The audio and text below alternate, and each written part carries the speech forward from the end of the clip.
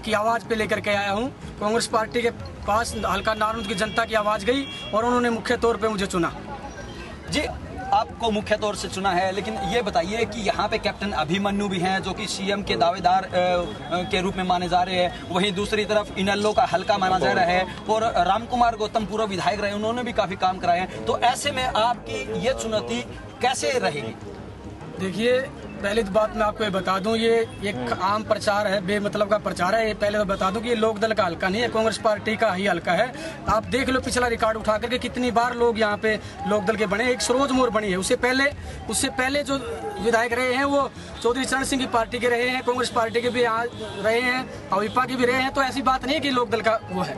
उसके साथ साथ में जो मेरे सामने जो मेरे कंपटीटर हैं कैप्टन अभिमन्यु जी, वो तो पिछली बार चुनाव लड़ने के बाद में अभी दोबारा चुनाव के अंदर आए हैं। मैं नहीं समझता किसी भी प्रकार से वो मेरे मुकाबले में है। उसके साथ साथ जो इनेलो के पहले यहाँ से प्रत्याशी थे सरोज मोर जी, यहाँ के एमएलए बनी, उन्होंने एक बार भी विधानसभा के अंदर या हल्के के अंदर किसी भी प्रकार की आवाज लोगों के हित के लिए उठाने का काम नहीं किया। रामकुमार गौतम को पिछली बार जो वोट मिला था जिस टाइम पे एमएलए थे, वो तो लकड़ी और वोट क्या था कि एक तरफ चाहे लकड़ी दे दो चाहे वोट दे दो। आखिरी चुनाव उन्होंने लड़ा था। वो किसी भी आज जो कांग्रेस की आंधी है, जो कांग्रेस की हवा चली है, जो कांग्रेस पार्टी ने पूरे हरियाणा प्रदेश के अंदर एक जन कल्याणकारी नीतियां चला करके आम लोगों का दिल जीतने का काम किया है, उसके सामने कोई भी पार्टी नहीं ठहर पाएगी। ये बताइए कि इस चुनाव के अंदर आप कौन कौन से मुख्य मुद्दे लेके जनता के बीच जाएंगे? मुद्दा तो पिछले 10 साल से इतने विकास कार्य किए हैं हमारी सरकार ने, कोई मुद्दा किसी प्रकार का बचा नहीं है। मतलब एक ही मुद्दा है कि जो पिछले जो प्रत्याशी लोकदल ने उतारे हैं, जो बीजेपी ने उतारे हैं, वो जनता के बीच में नहीं रहते। और जो मूलभूत सुविधाओं की थोड़ी बहुत जो कमी रह गई है उनको पूरा करने के लिए, पानी की व्यवस्था के लिए, चिकित्सा शिक्षा के लिए कई सारे ऐसे मुद्दे हैं जिनको दुरुस्त करने के लिए आज कांग्रेस पार्टी ने मुझे उतारा है। ये है राजबीर सिंधु जो कि नारनौंद से कांग्रेस के प्रत्याशी मैदान में उतारे गए हैं और इनका बिल्कुल साफ तौर से कहना है कि भले ही 40 साल से 45 साल से यहाँ से कांग्रेस न जीती हो और दूसरे प्रत्याशी भी यहाँ भले ही मैदान में हो, लेकिन उनकी टक्कर में फिलहाल कोई नहीं है। और बीजेपी के प्रत्याशी कैप्टन अभिमन्यु इस वक्त हमारे साथ हैं, उनसे सवाल जवाब करते हैं। कैप्टन साहब, आपसे पहला सवाल, आप ये चुनाव विधायक बनने के लिए लड़ रहे हैं या फिर मुख्यमंत्री बनने के लिए? नारनौंद विधानसभा क्षेत्र की जनता को इस विधानसभा के चुनाव में निश्चित तौर पर अपना विधायक चुनने के लिए वोट देना है। तो क्षेत्र की जनता अच्छी तरह से जानती और समझती है और इस बार पहले से ज़्यादा समझदारी से वोट देने का मन बना चुकी है। वो जानती है कि हरियाणा में भारतीय जनता पार्टी की सरकार बनेगी। उस सरकार में नारनौंद विधानसभा क्षेत्र से कमल का फूल खिला करके अपना योगदान भी देना है और उस सरकार के अंदर अपनी भूमिका को सुनिश्चित भी करना है। और भी नेता हैं, वो भी अपने मुद्दे उठा रहे होंगे, अपने मुद्दों वादों को लेकर जनता के बीच में जा रहे होंगे। कैप्टन अभिमन्यु को क्यों भरोसा है कि उनके मुद्दों और वादों पर जनता भरोसा करेगी? देखिए, क्षेत्र की जनता ने सबको परख लिया है और बार बार जात पात के नाम पर, गांव, गोत्र और नात के नाम पर लोगों को बांट करके जिन लोगों ने वोट लिए हैं, क्षेत्र में विकास के नाम पर एक भी ईंट नहीं लगवा पाए हैं, कोई क्षेत्र में काम नहीं करवा पाए हैं और क्षेत्र आज इस कदर पिछड़ गया है कि हरियाणा प्रदेश के सबसे पिछड़े इलाकों में नारनौंद जाना जाता है। हमारा संकल्प है कि हमने 100 दिन के मोदी सरकार के कार्यकाल में जो 2 बड़े काम करवाए हैं, जिसमें एक हांसी से जींद की रेलवे लाइन को मंजूर कराने का काम किया है, दूसरा जो भिवानी से मुंडाल, उसका श्रेय यहाँ के सांसद भी लेते हैं सर। उन सांसद से आप इतना पूछिएगा कि वो कब जाकर के रेल मंत्री से मिले थे। उससे पहले मिलकर के जब रेल बजट छप चुका था तब औपचारिकता पूरी करने के लिए गए थे और मेरी चुनौती है उनको कि वो सच्चाई को स्वीकार करें, सच्चाई को बयान करें। अव्वल तो वो कह चुके हैं स्वयं के बयान में उन्होंने कहा कि जब मैं रेल मंत्री से मिला तो तब तक रेल बजट छपने जा चुका था। तो आप स्वयं अपने विवेक से समझिए कि किसने ये काम कराया। फिर भी हमने कहा काम कराना है, काम कराने में कोई भी सहयोग दे, हम सबका सहयोग लेना चाहते हैं। रेलवे लाइन की सर्वे की मंजूरी हुई है सर और 2 दर्जन के करीब हैं जो रेलवे लाइन के सर्वे हो चुके हैं, मंजूरी मिल चुकी है। क्या इसे उपलब्धि मानना चाहिए? फिर उस हिसाब से तो कांग्रेस भी अपनी इस तरीके की उपलब्धियां गिनवा देगी। बहुत अच्छा सवाल आपने किया है। जब हमने रेल लाइन के सर्वे की मंजूरी करा ली है तो हमारे अंदर इतनी औकात भी है कि हम रेल लाइन बिछा करके क्षेत्र में रेल की सीटी बजवाने की हिम्मत भी रखते हैं। आपकी टिप्पणी निश्चित तौर पर यहाँ के प्रत्याशियों के बारे में बच गई है, क्योंकि उनका ये कहना है कि कैप्टन अभिमन्यु साहब तो जब इलेक्शन होते हैं तभी चुनाव में आते हैं, बाकी वक्त कहाँ रहते हैं, इसलिए कौन वोट देगा उनको, वो ये कहते हैं। अब आपकी टिप्पणी? वो बताएं कि वो जब क्षेत्र में रहते थे तो उन्होंने कभी रेल की लाइन की मंजूरी की नहीं सोची, उन्होंने कभी नेशनल हाईवे के बारे में सोचा नहीं, उन्होंने क्षेत्र के अंदर कभी स्कूल, कॉलेज, अस्पताल बनाने की बात भी नहीं की। और उन्होंने जब हम इस क्षेत्र के हजारों बच्चों को छात्रवृत्तियां दे करके कई लाखों रुपए की सालाना छात्रवृत्तियां दिला करके क्षेत्र के बच्चों की भला कर रहे थे, वो क्या कर रहे थे? जब हम पूरे क्षेत्र के एक एक व्यक्ति का हम मेडिकल कैंप लगा करके जांच करा करके इलाज करा रहे थे, वो क्या कर रहे थे? उनको अपना बताना चाहिए। मेरा तो जनता को पता है और आने वाले समय में जनता को भी पता है कि 5 साल के अंदर नारनौंद के अच्छे दिन आएंगे और इतने अच्छे दिन आएंगे कि 40 साल का हिसाब चुकता करेंगे, अगले 40 साल संवार देने का काम करेंगे। बहुत बहुत शुक्रिया कैप्टन साहब बातचीत करने के लिए। ये थे कैप्टन अभिमन्यु और उनका ये दावा है कि बाकी प्रत्याशियों को, तमाम उम्मीदवारों को आजमा चुकी है जनता, अब की बार उनकी बारी है। और इस वक्त हमारे साथ रामकुमार गौतम जी हैं, निर्दलीय तौर पर ताल ठोक रहे हैं नारनौंद विधानसभा चुनाव में। किस तरीके से देखते हैं उम्मीदवारी को? निर्दलीय तौर पर आप ताल ठोक रहे हैं, जबकि चुनाव मैदान में कांग्रेस होगी, इनेलो होगी, बीजेपी होगी, उनके उम्मीदवार होंगे। मैं इंडिपेंडेंट चुनाव केवल इसलिए लड़ रहा हूँ ताकि जो भी हुकूमत बने उसमें शेयर कर सकूं। मैं इस हल्के की दोबारा सरोज मोर नहीं बनना चाहता। मैं ये नहीं चाहता कि मैं किसी ऐसे दल से एमएलए बन जाऊं जो पावर में ना आए और उसके बाद में फिर जिस तरह पहले एमएलए रही मेरी कॉन्स्टिट्यूंसी से सरोज मोर, उसी की तरह से लोगों को यूं कहूं भाई मेरी तो चलती नहीं, मेरी पार्टी पावर में नहीं आई। तो ये क्यों लग रहा है कि सरकार इस तरीके की बनने जा रही है हरियाणा में कि निर्दलीय उम्मीदवार जो जीत के आएगा वो हुकूमत में शेयर करेगा और फिर बड़ा पद भी ले लेगा? ये तयशुदा बात है कि सरकार किसी एक दल की नहीं बनेगी और अगर किन्हीं हालात में एक दल की भी बन जाए तो भी मैं पावर शेयर करूंगा, because I will be independent candidate. मेरे 36 बरादरी में खूब समर्थक है और जाटों में भी बहुत भारी समर्थन मुझे मिल रहा है, क्योंकि मैंने जाटों के भी सैकड़ों से ऊपर बच्चे लगाए हैं। हर आदमी जानता है कि राम कुमार को किस तरीके से लगवा देते हैं सर? ये आज तक समझ में नहीं आया हम। कैसे लगवा देते हैं नेता किसी को नौकरी? ये तो आप पत्रकार हो, आप मेरे से भी ज्यादा जानते हो। हरियाणा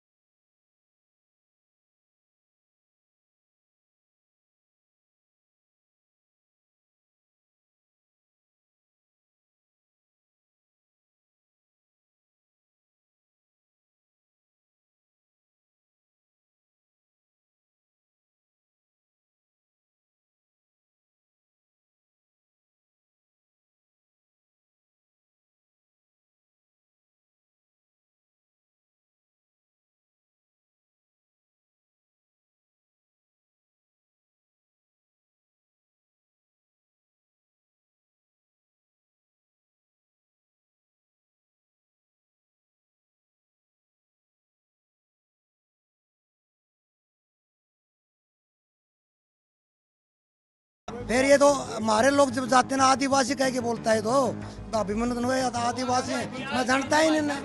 16 गांव में पंचायत गई थी, 16 गांव में पंचायत है, उनको ये कह के उल्टा हटा दिया, आदिवासी लोग हो तुम्हारे को क्या चंदा। और अगर कैप्टन और उसके आदमी इस बात का दावा करते आदिवासी नहीं का, हमारा धार्मिक स्थान आसन है, कैप्टन पे नेम करवा दो, हम कैप्टन में वोट दे देंगे, जाओ। यही तो हमारे हल्के की विडंबना है। 42 साल हरियाणा बने हो गए हैं, जो चीजें सरकार को करनी चाहिए थी। पंडित रामकुमार गौतम विधायक बन गए, सरोज मोर जी विधायक बन गई हैं, और कांग्रेस से तो चले आ रहे थे पहले, बेहतर से पहले। अरे सरकारी कॉलेज बनना चाहिए था, फ्री में बनना चाहिए था, हमारी जरूरत है, शिक्षा की जरूरत है युवाओं की, लेकिन आप चंदे पे लड़ा रहे हैं हमें। ऐसा है, ये है पैराशूट कैंडिडेट, ये 5 साल बाद आए हैं। आज तक इन्होंने जो कहा था कि मैं इसके अंदर कॉलेज बनवा दूंगा, सबसे पहले जो आज आधारभूत जो मूल सुविधा चाहिए वो आदमी को चाहिए एजुकेशन के नाम पे इन्होंने कहा था कि हर गांव के अंदर मैं करवा दूंगा। इन्होंने अपने प्राइवेट इनकम सोर्सेज के लिए तो कॉलेज बना दिया, बीएड कॉलेज बना दिया, इनकम सोर्सेज जनरेट कर ली। क्या इन्होंने अब ये इन्होंने कह दिया कि सरकार नहीं बना सकती? कोई गलत चीज नहीं थी, गवर्नमेंट की पॉलिसी थी कि मैचिंग ग्रांट दे रही थी। इन्होंने कहा कि फीस माफ है, वो ये शिक्षित परिवार है, और उड़ीसा जैसे जंगली इलाकों में भी दर्जनों इन्होंने गुरुकुल चला रखे हैं, जहाँ का कोई मीडिया में उसका नहीं प्रचार होता, और पूरा शिक्षा पे इन्होंने जोर दे रखा है। यह दान है किसाना की, इसमें मोदी ने है नहीं एक्सपोर्ट बंद करके सारा नाश कर दिया किसाना का। पहला तो काल गेड़ दिया राम ने, ऊपर से मोदी ने मार दी, इसका क्या समाधान होगा?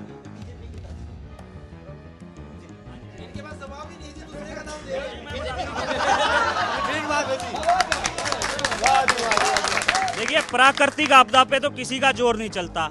रही एक्सपोर्ट की बात, एक्सपोर्ट तो हम तब करेंगे ना जब हमारे पास पिछली सरकारों ने वो संसाधन छोड़ रखे होंगे कि हम यहाँ की जनता का पेट भरें। भाई साहब कह रहे हैं बीजेपी वाले कि भाई धान एक्सपोर्ट के साधन, धान एक्सपोर्ट में सरकार का साधन का कुछ नहीं लगता। मैं आड़त का काम करता हूँ, हमारे प्रधान अमरीक सिंह भी हैं। धान एक्सपोर्ट में गवर्नमेंट का कोई इन्वॉल्वमेंट नहीं होता कि भारत के व्यापारी को और किसान को धान एक्सपोर्ट करने के लिए पैसा अपना बाहर फेंकना पड़ता है, यहाँ आड़तियों का रुकता है, किसानों का इसीलिए रेट कम होता है। ये कहते हैं भाई हमारा एक्सपोर्ट करने का संसाधन नहीं छोड़ा, एक्सपोर्ट तो प्राइवेट मिलर्स करते हैं। ये जो वैरायटी है स्पेशल जो किसान की 1509 वैरायटी और 1121 का मैटर है, इसका जो चावल है, इसका जो निकलता है उसकी खपत विदेश में ही है। विदेशी मुद्रा भारत में आएगी अगर निर्यात इसका खोलेंगे तो। आज इस प्रदेश में हत्याएं हो रही हैं, लूटपाट हो रही है, शरेआम चैने लड़कियों की चैने तोड़ी जा रही है, शरेआम डकैती हो रही, पूरा कोई जिक्र नहीं इस बात का। लूटपाट खसोट आए दिन डकैती, आए दिन बहुत बढ़िया प्रशासक है, सारे अमन चैन से सोते हैं। और चौधरी लूटपाट नहीं होती, भ्रष्टाचार नहीं होते, मर्डर नहीं होते, रेप नहीं होते। दलाल साहब की बात का जवाब देता हूँ। ये कहते हैं कि यहाँ पे भ्रष्टाचार नहीं है। चोर आदमी कभी ये नहीं कहेगा मैंने चोरी की है, इसलिए भ्रष्टाचारी आदमी कभी ये नहीं कहेगा कि हमारे यहाँ पे भ्रष्टाचार है। हरियाणा के अंदर व्यापक भ्रष्टाचार फैला हुआ है। अगर किसी गरीब घर के बच्चे को अगर किसी को नौकरी चाहिए तो बगैर पैसे के उसको नौकरी भी नहीं है, इसलिए हरियाणा में बेरोजगारी सबसे ज्यादा है। जो असली मुद्दा है लड़ाई का, SYL का, वो पानी आज तक हमें नहीं मिला। सुनो जी सुनो, क्या कहते हैं कि हमारा पारिवारिक रिश्ता है, हम इसका ब्याह में जावा कन्यादान करा हाँ, वो 2 घूंट पानी की नहीं छोड़ सकता। हम पानी मांगने जाते हैं, सरकार यहाँ होती है NLO की, वहाँ होता है बादल, कहते हैं जी पानी दो, हम बादल बोले 1 इंच नहीं पानी दूंगा मैं, 1 इंच भी, और चौटाला का मैं पानी लिया करूंगा। आदरणीय चौधरी देवीलाल ने SYL के केस डाला था, आदरणीय ओम प्रकाश चौटाला ने सुप्रीम कोर्ट में इस केस को जीता है। और पानी मैं बताना चाहता हूँ, कैप्टन धर्मेंद्र सिंह ने विधानसभा का सेशन बुला करके एकदम उसको निरस्त कर दिया। यह आदरणीय चौधरी देवीलाल ने आपके पारिवारिक संबंध हमसे किसान को कमजोर किया जा रहा है। कोई भी सरकार हो, जब तक किसान खुशहाल नहीं होगा, मजदूर खुशहाल नहीं होगा, बाजार खुशहाल नहीं होगा। लेकिन हमारी मांग है किसान को बेहतर सुविधाएं दी जाए, उसी से ही देश की खुशहाली है, उसी को वोट देना चाहिए। ये लोग जितने भी यहाँ पे पार्टी प्रतिनिधि बैठे हैं, मैं इनसे भी अपील करता हूँ और आपके चैनल के माध्यम से पूरे प्रदेश की जनता को अपील करता हूँ कि आप एक अच्छा नेता देखिए जो ईमानदार छवि का हो, साफ छवि का हो, जो आपके सामाजिक कार्य करवा सके, ना कि निजी स्वार्थों को देखते हुए उसको वोट दें। इस विधानसभा चुनाव की हॉट सीट्स में से एक नारनौंद सीट का हाल हमने आपको दिखाया। हमने आपको दिखाया कि नारनौंद की जनता के दिल में क्या कुछ है। हमने आपको तमाम दलों के उम्मीदवारों के वादे और दावे भी दिखाए। हमने आपको दिखाया कि जनता की समस्याएं क्या कुछ हैं, उनके मुद्दे क्या कुछ हैं और भावी विधायक से उनकी उम्मीदें क्या कुछ है। उम्मीद ये कि आपको कार्यक्रम पसंद आया होगा। इसी के साथ मुझे दीजिए इजाजत, लेकिन आप देखते रहिए अपना पसंदीदा न्यूज़ चैनल A1 तहलका हरियाणा। नमस्कार।